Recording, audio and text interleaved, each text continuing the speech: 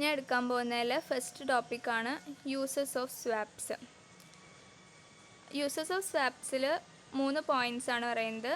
അതിൽ ഫസ്റ്റ് വണ്ണാണ് uses to ട്രഷറേഴ്സ്.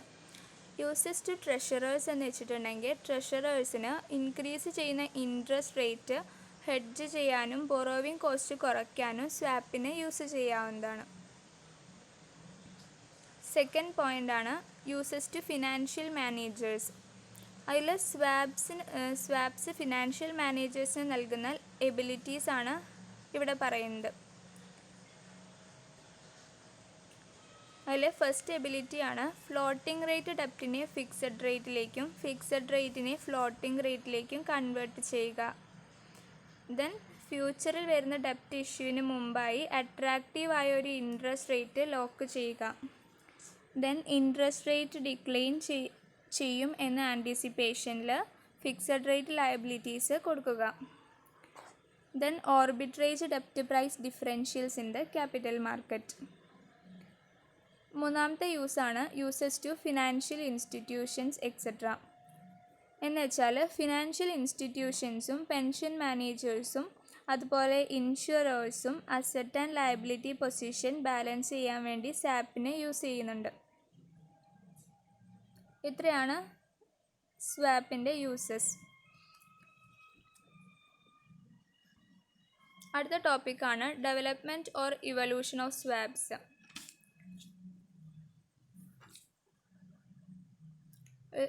ഇതിൽ സ്വാപ്പിൻ്റെ ഇവല്യൂഷനാണ് പറയുന്നത്. ഇവിടെ സ്വാപ്സ് എന്ന് പറയുന്നത് പാരലൽ ലോണിൻ്റെയും ബാക്ക് ടു ബാക്ക് ലോണിൻ്റെയും ഒരു എക്സ്റ്റൻഷനാണ്. 1960s 1970s ഒക്കെ പാരലൽ ലോണും ബാക്ക് ടു ബാക്ക് ലോണും വളരെ പോപ്പുലർ ആയിട്ടുണ്ടായിരുന്നു. പാരലൽ ലോണിൽ കുറഞ്ഞത് 4 പാർട്ടീസ് എങ്കിലും ഉണ്ടാവും. ഈ പാർട്ടീസിൽ വരുന്ന 2 പേയേഴ്സ് എന്ന് പറയുന്നത് അഫിലിയേറ്റഡ് കമ്പനീസ് ആയിരിക്കും. ഇവിടെ പാരലൽ ലോൺസ് ഓരോ കമ്പനിയുടെയും മറ്റ് കമ്പനിയുടെ അഫിലിയേറ്റ് നൽകുന്ന ലോൺസിൽ ഉൾപ്പെടുന്നു. ഇവിടെ ലോൺസ് നൽകുന്നത് സെയിം കറൻസീസിലായിരിക്കില്ല, ഡിഫറെൻറ്റ് കറൻസീസിലായിരിക്കും. ബാക്ക് ടു ബാക്ക് ലോൺസ് എന്ന് പറയുന്നത് പാരലൽ ലോൺസ് പോലെ തന്നെയുള്ള ഒന്നാണ്. എന്നാൽ ഇവിടെ ഡിഫറൻസ് എന്താണെന്ന് വെച്ചിട്ടുണ്ടെങ്കിൽ 4 പാർട്ടീസിന് പകരം 2 പാർട്ടീസ് മാത്രമേ ഉണ്ടായിരിക്കുള്ളൂ. ബാക്ക് ടു ബാക്ക് ലോണിൽ പാർട്ടീസ് സൈമൾട്ടേനിയസ് ആയിട്ട് പരസ്പരം ലോൺ കൊടുക്കും. അത് ഡിഫറെൻറ്റ് കറൻസീസിലായിരിക്കും. അതുകൊണ്ട് തന്നെ ഈ പാരലൽ ലോൺസും ബാക്ക് ടു ബാക്ക് ലോൺസും നടപ്പിലാക്കുക എന്നുള്ളത് ടൈം കൺസ്യൂമിങ്ങും എക്സ്പെൻസീവും ആയിട്ടുള്ള കാര്യമാണ്. മറ്റൊരു പ്രോബ്ലം എന്താണെന്ന് വെച്ചിട്ടുണ്ടെങ്കിൽ ഒരു പാർട്ടി എന്തെങ്കിലും വീഴ്ച വരുത്തിയിട്ടുണ്ടെങ്കിൽ മറ്റു പാർട്ടീസിന് ഈ ലോൺ എഗ്രിമെൻറ്റിൽ നിന്ന് ഓട്ടോമാറ്റിക്കായിട്ട് റിലീസ് ചെയ്യാൻ വേണ്ടിയിട്ട് സാധിക്കില്ല. പാരലൽ ലോൺ അറേഞ്ച് ചെയ്യാൻ വേണ്ടി വരുന്ന മറ്റൊരു ഡിഫിക്കൽട്ട് കൃത്യമായി ഓഫ്സെറ്റ് ചെയ്യുന്ന 2 കൗണ്ടർ പാർട്ടീസിനെ കണ്ടെത്താനുള്ള ഡിഫിക്കൽട്ടാണ്. ഇങ്ങനെ പാരലൽ ലോൺസിൻ്റെയും ബാക്ക് ടു ബാക്ക് ലോൺസിൻ്റെയും പ്രോബ്ലംസും ഡിഫക്ട്സും എല്ലാമാണ് സ്വാപ്പിൻ്റെ എമർജൻസിന് കാരണം.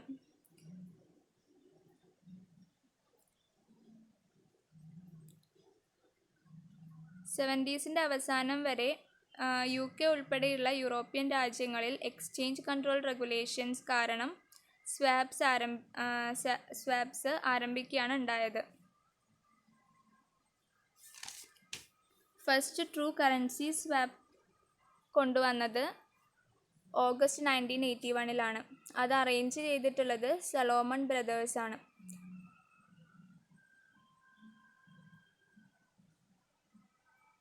ആ സ്വാപ്പിലെ കൗണ്ടർ പാർട്ടീസ് വേൾഡ് ബാങ്കും IBM ആയിരുന്നു. വേൾഡ് ബാങ്ക് പിന്നീട് IBM ആയിട്ടുള്ള ഇൻട്രസ്റ്റ് പേയ്മെൻറ്റ്സ് സ്വാപ്പ് ചെയ്തു. അങ്ങനെ IBM ബാങ്ക് ഡോളേഴ്സ് ഇൻട്രസ്റ്റ് പേയ്മെൻറ്റ്സും ബാങ്ക് IBMൻ്റെ മാർക്ക് ആൻഡ് ഫ്രാങ്ക് ഇൻട്രസ്റ്റ് പേയ്മെൻറ്റ്സും തമ്മിൽ സ്വാപ്പ് ചെയ്തു. ഈ അറേഞ്ച്മെൻറ്റ് ബാങ്കിന് അവരുടെ ബോറോവിങ് കോസ്റ്റ് കുറയ്ക്കാൻ ഹെൽപ്പ് ചെയ്തു. Because mark and franc interest rate dollar interest റേറ്റിനേക്കാൾ കുറവായിരുന്നു. ഫസ്റ്റ് ഇൻട്രസ്റ്റ് റേറ്റ് സ്വാപ്പ് വന്നത് 1982 ലണ്ടനിലാണ്. ഇൻട്രസ്റ്റ് റേറ്റ് സ്വാപ്പിൻ്റെ ബെനിഫിറ്റ് എന്താണെന്ന് വെച്ചിട്ടുണ്ടെങ്കിൽ അതിന് ഫിക്സഡ് റേറ്റ് ഇൻട്രസ്റ്റ് പേയ്മെൻറ്റ്സിനെ ഫ്ലോട്ടിംഗ് റേറ്റിലേക്കും നേരെ തിരിച്ചും കൺവേർട്ട് ചെയ്യാൻ വേണ്ടിയിട്ട് സാധിക്കും. 1980 തുടക്കത്തിലൊക്കെ ഇൻട്രസ്റ്റ് റേറ്റ് സ്വാപ്സ് സാധാരണയായി ബാങ്കും കമ്പനികളും തമ്മിൽ മാത്രമാണ് നടത്തിയിരുന്നത്.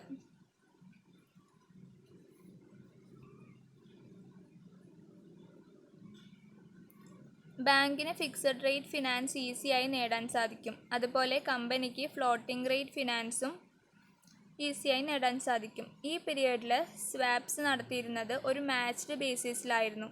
എന്ന് വെച്ചാൽ ഒരു എക്സാക്റ്റ് മാച്ച് അതർ സൈഡിലുണ്ടെങ്കിൽ മാത്രമേ സ്വാപ്പ് നടത്തുകയുള്ളൂ, ഇല്ലെങ്കിൽ സ്വാപ്പ് നടത്തില്ല. ഇന്ന് സ്വാപ്സ് മാർക്കറ്റിൽ വളരെയധികം ഗ്രോത്ത് ഉണ്ടായിട്ടുണ്ട്. എന്ന് വെച്ചാൽ കറൻസി സ്വാപ്പിനേക്കാൾ കൂടുതൽ ഇൻട്രസ്റ്റ് റേറ്റ് സ്വാപ്സ് ഇന്ന് നടത്തുന്നുണ്ട്. ഇത്രയാണ് ഇവല്യൂഷൻ ഓഫ് സ്വാപ്സിൽ പറയുന്നത്. അടുത്ത ടോപ്പിക്കാണ് economic functions of swap transaction. അതിൽ 4 പോയിൻറ്റ്സ് ആണ് പറയുന്നത്. ഫസ്റ്റ് പോയിൻ്റാണ് transforming the nature of liabilities. എന്ന് വെച്ചാൽ ലയബിലിറ്റീസിൻ്റെ നേച്ചറിനെ സ്വാപ്പ് കൊണ്ട് ട്രാൻസ്ഫോം ചെയ്യാം. ഇൻട്രസ്റ്റ് റേറ്റ് സ്വാപ്സ് യൂസ് ചെയ്യുന്നത് എന്തിനാണെന്ന് വെച്ചിട്ടുണ്ടെങ്കിൽ synthetic fixed or floating rate liabilities create ചെയ്യാൻ വേണ്ടിയിട്ടാണ് ഇൻട്രസ്റ്റ് റേറ്റ് സ്വാപ്സ് യൂസ് ചെയ്യുന്നത്. ഇതിലൂടെ ഇൻട്രസ്റ്റ് റേറ്റിൽ ഉണ്ടാകുന്ന അഡ്വേഴ്സ് മൂവ്മെൻറ്റ്സിനെ ഹെഡ്ജ് ചെയ്യാൻ വേണ്ടിയിട്ട് കഴിയും. ഏതൊരു ഫേമിനും അവരുടെ ഫിക്സഡ് റേറ്റ് ലയബിലിറ്റീസിനെ ഫ്ലോട്ടിംഗ് റേറ്റിലേക്ക് ട്രാൻസ്ഫോം ചെയ്യാൻ ഈ സ്വാപ്പ് വഴി കഴിയും. എന്ന് വെച്ചാൽ ബാങ്ക് വഴി സ്വാപ്പിലേക്ക് എൻട്രി ചെയ്ത് ബാങ്കിലൂടെ ഫ്ലോട്ടിംഗ് ആയിട്ട് പേ ചെയ്ത് ഫിക്സഡ് ആയിട്ട് റിസീവ് ചെയ്യാൻ വേണ്ടി സാധിക്കും എന്നാണ് ഇവിടെ പറയുന്നത്. അതുപോലെ തന്നെ ഫേമിന് അവരുടെ ഫ്ലോട്ടിംഗ് റേറ്റ് ലയബിലിറ്റിയെ ഫിക്സഡ് റേറ്റ് ലയബിലിറ്റി ആക്കി ട്രാൻസ്ഫോം ചെയ്യാൻ വേണ്ടിയിട്ടും കഴിയും. ഇത്രയാണ് ട്രാൻസ്ഫോമിങ് ദ നേച്ചർ ഓഫ് ലയബിലിറ്റീസിൽ പറയുന്നത്. സെക്കൻഡ് വൺ ആണ് transforming the nature of asset. ഇതുപോലെ അസറ്റിൻ്റെ നേച്ചറിനെയും സ്വാപ്പ് വഴി ട്രാൻസ്ഫോം ചെയ്യാൻ കഴിയും. എന്ന് വെച്ചാൽ ഇൻട്രസ്റ്റ് റേറ്റിനെ ബേസ് ചെയ്ത് ഇൻവെസ്റ്റിംഗ് ഫേംസിന് അസറ്റിൽ നിന്നും ഇൻകം കിട്ടും. ഇവിടെ ഇൻട്രസ്റ്റ് റേറ്റ് കുറഞ്ഞാൽ അതിൻ്റെ കൂടെ ഇൻകവും കുറയും. ഇൻട്രസ്റ്റ് റേറ്റ് കുറയുന്ന സാഹചര്യത്തിൽ ഫ്ലോട്ടിംഗ് റേറ്റിലുള്ള അസറ്റിനെ ഫിക്സഡ് റേറ്റിലേക്ക് ചേഞ്ച് ചെയ്യാൻ ആയിരിക്കും ഫേംസ് ശ്രമിക്കുക. അതുപോലെ തന്നെ ഇൻട്രസ്റ്റ് റേറ്റ് ഉയരുന്ന സാഹചര്യത്തിൽ ഈ ഇൻട്രസ്റ്റ് ഏൺ ചെയ്യുന്ന ഫേംസ് ഫിക്സഡ് റേറ്റ് കിട്ടുക എന്നതിലുപരി മാർക്കറ്റ് ട്രെൻഡിനൊപ്പം നിൽക്കാൻ വേണ്ടി ശ്രമിക്കും. These are facilitated by having the swaps. Third point ആണ് ഹെഡ്ജിങ്. ഹെഡ്ജിങ് എന്ന് വെച്ചാൽ അഡ്വേഴ്സ് ഇൻട്രസ്റ്റ് റേറ്റ് സിറ്റുവേഷൻസിനെ ഹെഡ്ജ് ചെയ്യാൻ സ്വാപ്സ് വഴി കഴിയും. അതുവഴി സ്വാപ്പ് ട്രാൻസാക്ഷൻസ് ഓഫ് ബാലൻസ് ഷീറ്റായി തുടരും. ആവശ്യമുള്ള കോൺഫിഡൻഷ്യാലിറ്റി നിലനിർത്താനും കഴിയും. അതാണ് ഹെഡ്ജിങ് എന്നുകൊണ്ട് ഉദ്ദേശിക്കുന്നത്. ഫോർത്ത് ഫംഗ്ഷനാണ് reducing the cost of funds. എന്ന് വെച്ചാൽ ഫേംസിന് വരുന്ന കോസ്റ്റ് ലാഭിക്കാൻ സ്വാപ്പ് വഴി സാധിക്കും. സ്വാപ്പ് ട്രാൻസാക്ഷൻസിലെ ബോത്ത് പാർട്ടീസിനും അവരുടെ ഫണ്ട്സിന് വേണ്ടി വരുന്ന കോസ്റ്റ് കുറയ്ക്കാൻ കഴിയും. പ്രിൻസിപ്പിൾ ഓഫ് കമ്പാരിറ്റീവ് അഡ്വാൻറ്റേജിനെ ബേസ് ചെയ്തിട്ടാണ് ഇവിടെ കോസ്റ്റ് റിഡക്ഷൻ ചെയ്യുന്നത്. ഇത്രയാണ് ഇക്കണോമിക് ഫങ്ഷൻസ് ഓഫ് സ്വാപ്പിൽ പറയുന്നത്, സ്വാപ്പ് ട്രാൻസാക്ഷനിൽ പറയുന്നത്. ഇതിൽ 4 പോയിൻറ്റ്സ് ആണ് പറഞ്ഞിട്ടുള്ളത്. ഫസ്റ്റ് വൺ ആണ് transforming the nature of liabilities, then transforming the nature of assets, then hedging, and then reducing the cost of funds. ഇത്രയാണ് എൻ്റെ ടോപ്പിക്ക്. Thank you.